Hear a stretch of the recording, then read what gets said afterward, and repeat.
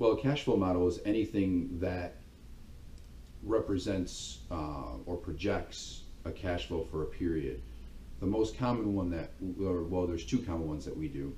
The first is the weekly cash budget, which is actually a very, very accurate description of what's going to happen that week. Basically, we recap what happened the previous week in terms of cash in and cash out. We project this week what we anticipate to receive, and then we list out all of the expenses that need to be paid for this coming week to basically plan the week's worth of cash so that there's no surprises, so that everybody's on the same page, and we're not just scrambling around cutting checks because a vendor called and said, hey, you guys are late, or hey, we'd like a payment. So everything is planned, everything is modeled, everything is laid out. There's no surprises when we put that together. The next one we do is the 13-week cash projection.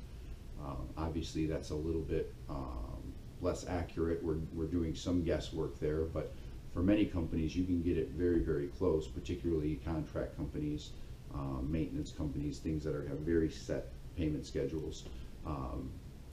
Where basically you take the next quarter and lay out all the cash that's supposed to be coming in versus all the cash that's supposed to be coming out, so that you can identify any bumps in the road, any areas where you think, okay, well, these 2 weeks might be a little bit tight, so let's plan to either have some availability on our line of credit or cut back on what we're paying our vendors, or maybe we can speed up collections. But again, it's a lot easier to plan that 13 weeks out than it is when you're sitting there that week and you have no options at that point.